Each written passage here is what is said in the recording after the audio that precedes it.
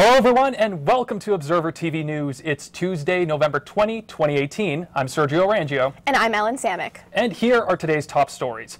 Toronto police are investigating two new incidents at St. Michael's College School. The Leafs are now on a 6-win streak, and look what they made her do. Taylor Swift gets a new record label. And now to our top story. There are now 6 total incidents at St. Michael's College School. That's according to Toronto police in an update earlier today. The 2 latest ones come in the wake of alleged hazing incidents that leaked online. One of the videos depicted a group sexual assault of a student involving a broomstick.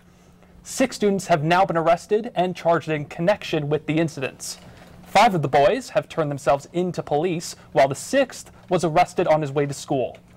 All of them are 14 and 15 years old. The school says it knew about the incidents last Monday and was handling it internally before calling police 2 days later.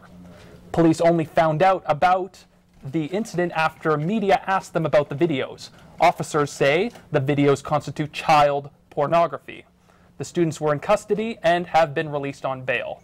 They're scheduled to return to court in a month. Canada Post workers say they won't stop striking even though it's coming up to Christmas. The Crown Corporation is worried because this is their busiest season, but CUPW President Mike Palachuk says it's precisely why they won't hold off until the new year, citing high injury rates among their workers during the holidays. Meanwhile, the Postal Service says it has over 550 trucks full of undelivered goods. It's asked foreign postal services to stop sending parcels to Canada for a while until the backlog is cleared. Prime Minister Justin Trudeau, the Retail Council of Canada, and businesses like eBay Canada are calling on the two sides to resolve their differences before the companies lose millions. Tenants of a Parliament Street apartment building could be homeless in 1 month. They've learned the building's property management company won't pay any longer for their temporary stay in hotels. Nearly 1,500 tenants were forced to leave their homes after a fire in August caused significant damage to the building. Tenants say they've received notices that they need to leave their hotel accommodations by November 30. Mayor John Tory says he's disappointed with the news and is looking into it. The tenants won't be able to move back home until at least January. Turning back to local crime news, you've likely heard that Toronto reached a new record high of murders this year, 90. It happened on Sunday, and just hours later, the toll went up again. Toronto's 91st homicide victim has now been identified as 47-year-old Paul Tanya. Police found him with life-threatening injuries around Queen Street East and Sherbourne on Sunday afternoon. He died later in hospital. Police have now arrested a 45-year-old Toronto man with the alleged assault. Trevor Clark has been charged with 1 count of manslaughter, and he appeared in court yesterday. Ontario Premier Doug Ford is backtracking on a controversial gender identity policy. It was adopted at the PC Party convention in Toronto over the weekend. There was a serious backlash about it. Some critics called the policy dangerous. So Ford says his party won't pursue the idea any further. The policy called gender identity, quote, a liberal ideology, unquote. A former Conservative candidate, Tanya Granick-Allen, introduced it. Yet she fired back on Twitter yesterday, and she claimed that the policy was all Ford's idea and not hers.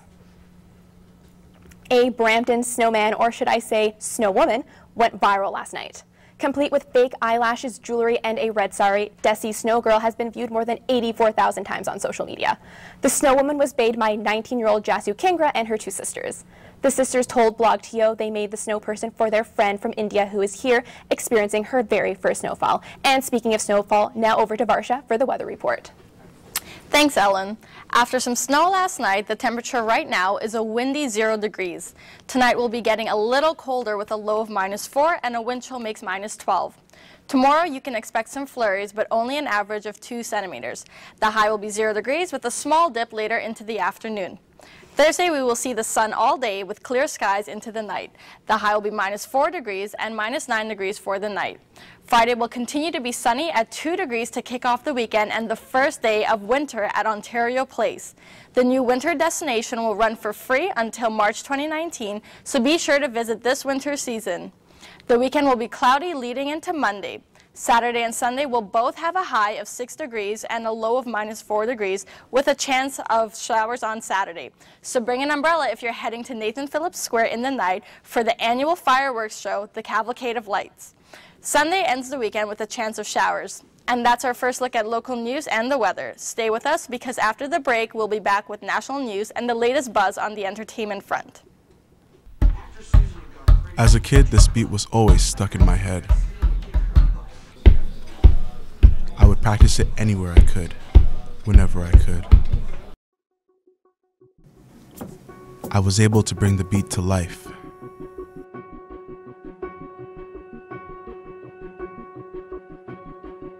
Here, I found my music.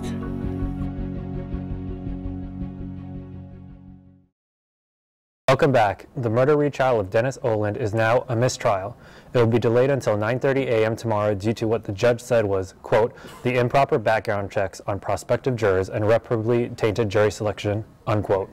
It involved a police officer from St. John, New Brunswick, which is where Oland is from. Apparently, the policemen illegally accessed an internal police database to check out prospective jurors, and it's not the first time that it's happened. Oland is charged with second-degree murder for the death of his millionaire father, Richard Oland, in 2013. This is the second mistrial in this case. Justice Terrence Morrison is now going to oversee the new trial himself in New Brunswick. He's dismissed all the 16 jurors. Meanwhile, here in Ontario, one person was injured after shots were fired inside Kingston General Hospital last night. Kingston police report that the federal inmate disarmed a correctional officer who was with him and fired the gun twice. Police arrived on the scene, but by then, other correctional officers had already restrained the inmate. He's now in custody again at Kingston Police Headquarters. Now, over to Jella to give us a look at what's happening internationally. Thank you, Brandon. Still with hospital shootings, Chicago police have identified the suspect who killed 3 people in a hospital on Sunday night. His name was Juan Lopez. Lopez is also dead, but police don't know if he killed himself or if he died in a gun battle with local police. The incident started as an argument between Lopez and an emergency doctor. The pair were in a relationship.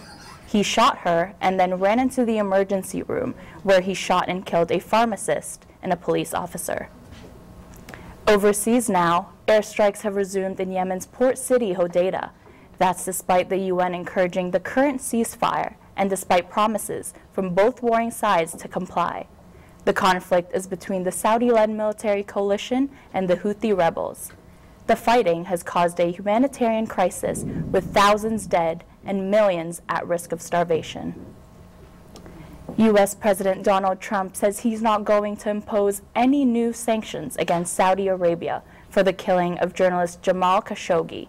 While Saudi Crown Prince Mohammed bin Salman denies any role in the murder, the CIA says he ordered the hit.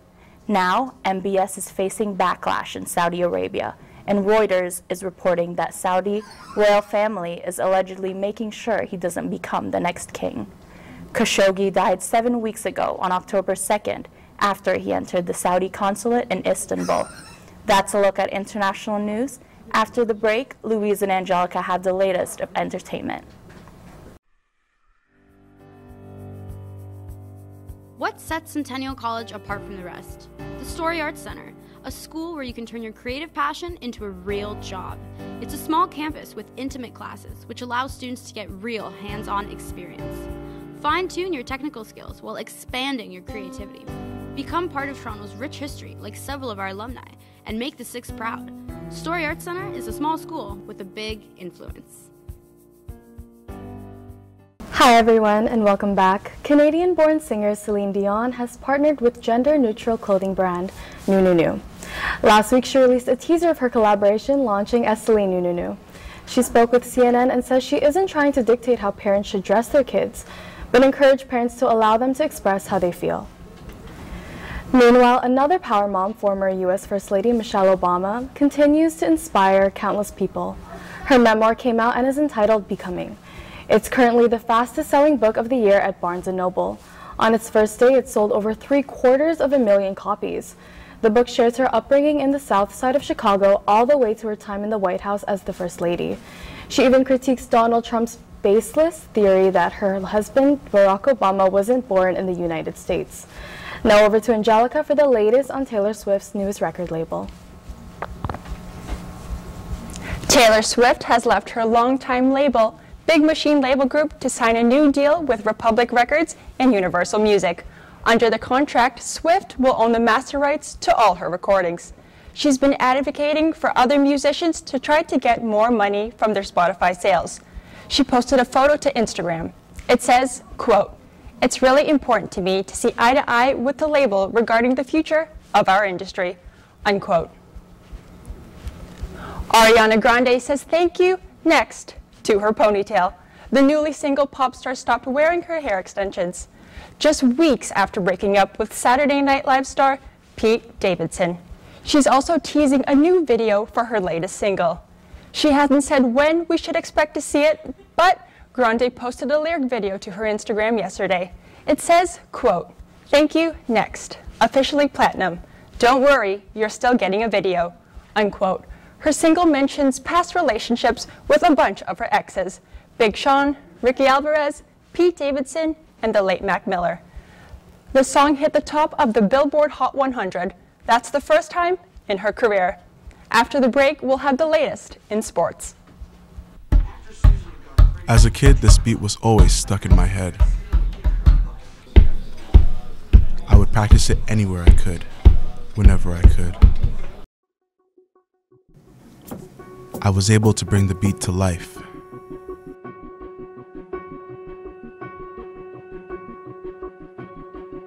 Here, I found my music.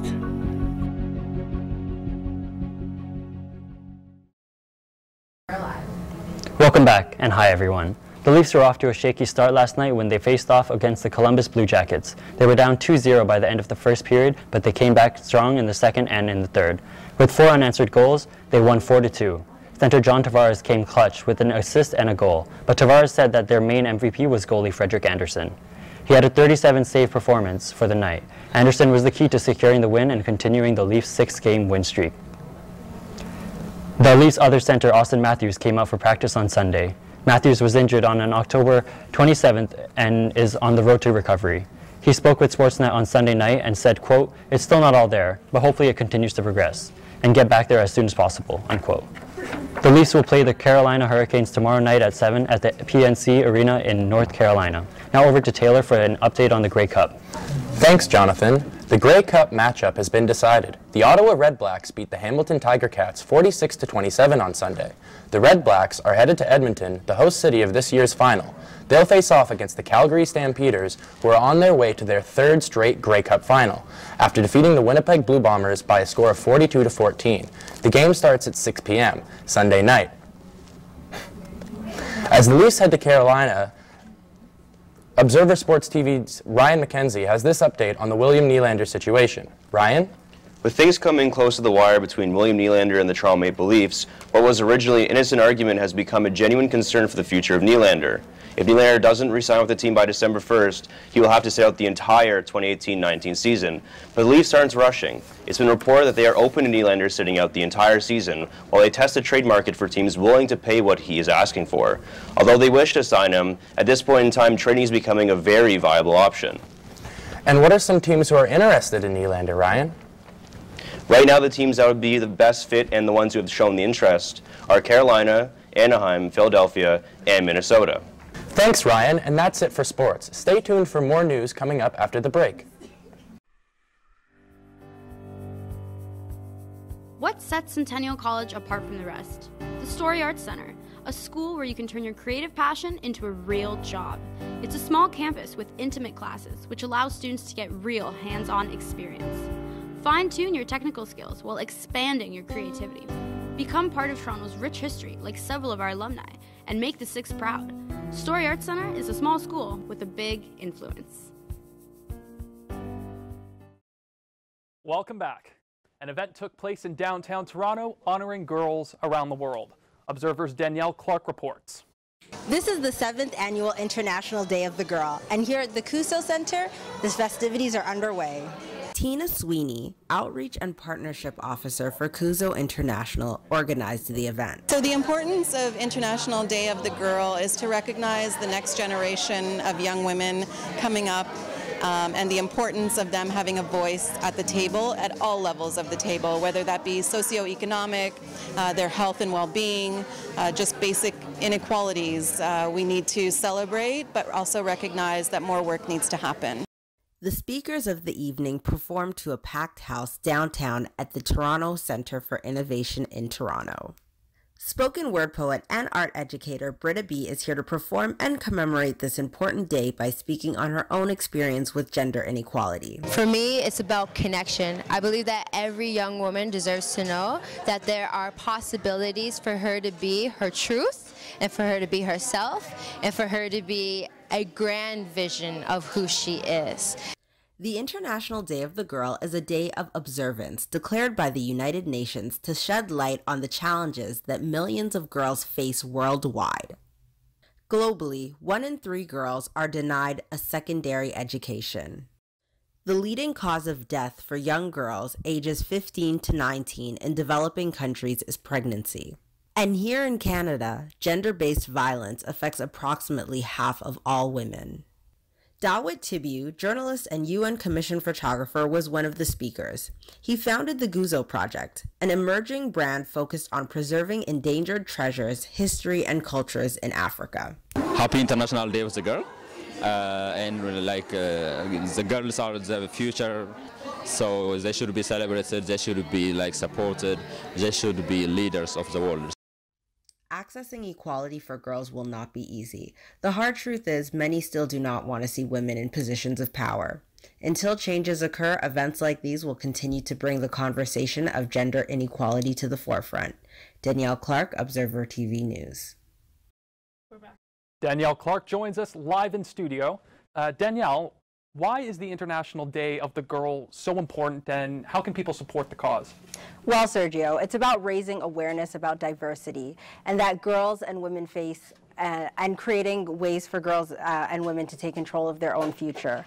Globally, 130 million girls are not able to go to school, which is an alarming figure. Here in Canada, the most urgent issues facing women and girls include violence, poverty, and economic security.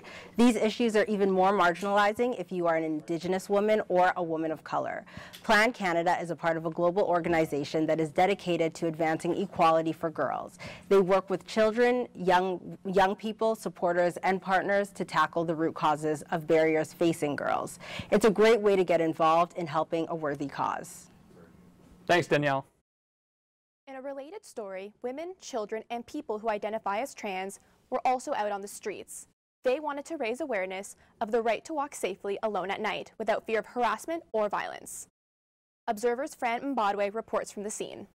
The annual Take Back the Night event is organized by Sexual Assault and Violence Intervention Services, or SAVIS for short.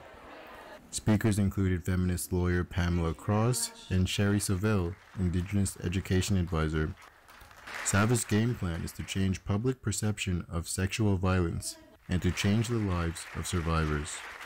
Every year it grows, and the Take Back the Night event, last year, the Take Back the Night, we had about 60 to 70 people. This year, we had almost about 120.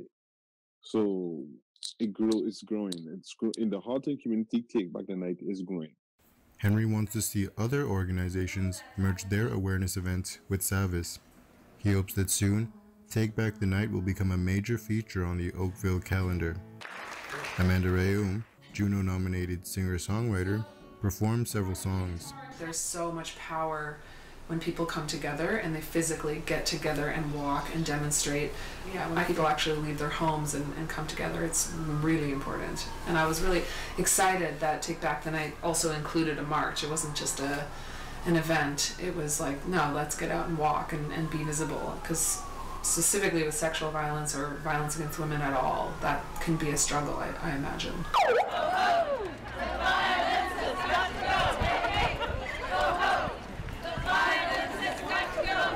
Take Back the Night will return next year as the fight for freedom continues.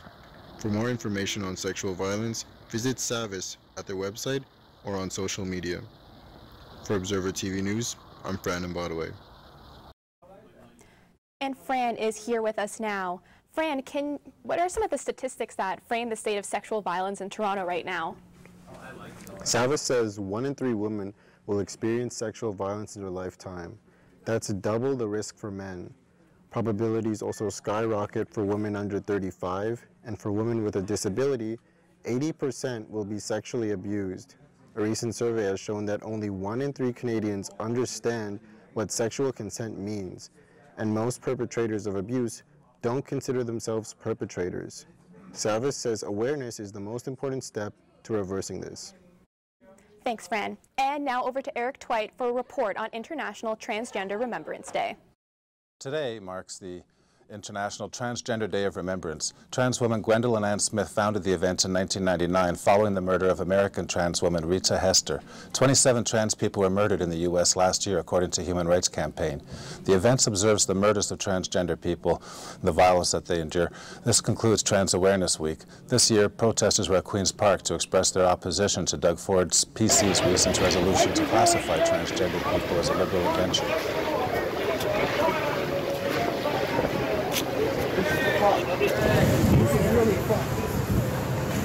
And we are a registered charity, and our members are families who have kids that are LGBTQ. And we come every year to the recognition of Trans Day of Remembrance.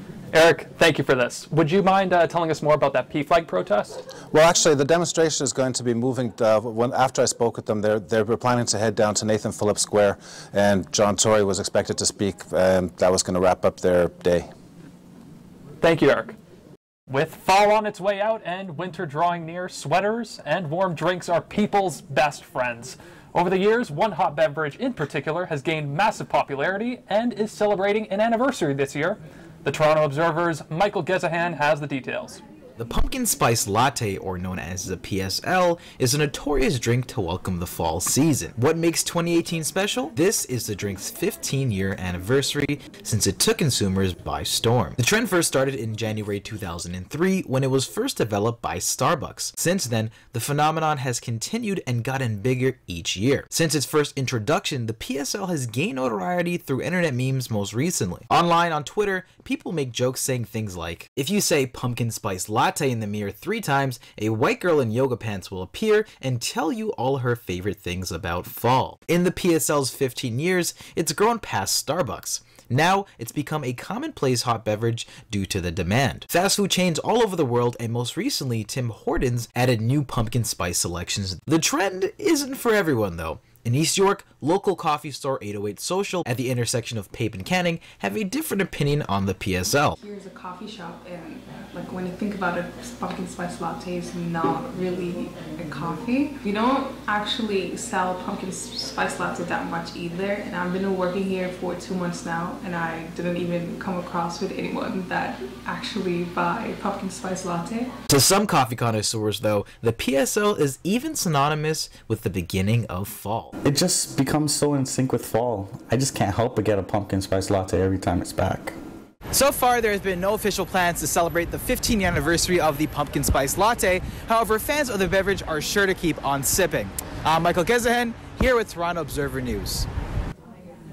And Michael Gezahan joins us live in studio. Michael, what updates and plans has Starbucks made to celebrate the pumpkin spice latte's 15-year anniversary? Well, Starbucks has yet to comment on it, so I think it's safe to say that we won't be doing anything special this year. What about the 808 Social Cafe by our studio? Are they going to include any more pumpkin spice lattes to their menu? Well, according to them, not many of their customers really order the pumpkin spice latte, so I think they'll just keep it to the flavoring, and that's about it. Okay. Thanks, Michael. No worries. Thank you. So, pumpkin spice lattes, huh? I could really use one right about now. What about you, Sergio? You know, I've never actually had a pumpkin spice latte before, Really? and I don't really plan to. I don't want to jump on that train. Really? Yeah, it's just not for me. You're missing out. You've never had a pumpkin spice latte and you don't want to try one. Are you serious? I might try one, just to say that I have. It's a rite of passage. You have to have one. Okay, I'll try one and then never again. See, I had my first one over Thanksgiving weekend and I have not wanted to go back since. It's actually so good. Okay. With the whipped cream on top and a little bit of cinnamon, like you just have to go there. I'll take your word for it. Okay. And you know, that concludes our broadcast for now. It does, yes. How'd you feel about it? I feel really good. I liked it. It was a little bit of a slow start, just getting all of our pieces together. But Yeah, I think sure. once we got it rolling, it was really amazing, and I appreciate being able to do it. So We could not have done it without our amazing producer, Tijuana Turner. So thanks, Tijuana, for getting the show together. Love you, Tijuana. Yeah, we seriously love you. And that's our show for now. You can find the latest news on our website at torontoobserver.ca. On behalf of everyone here at Observer TV News, thanks so much for watching and have a wonderful evening.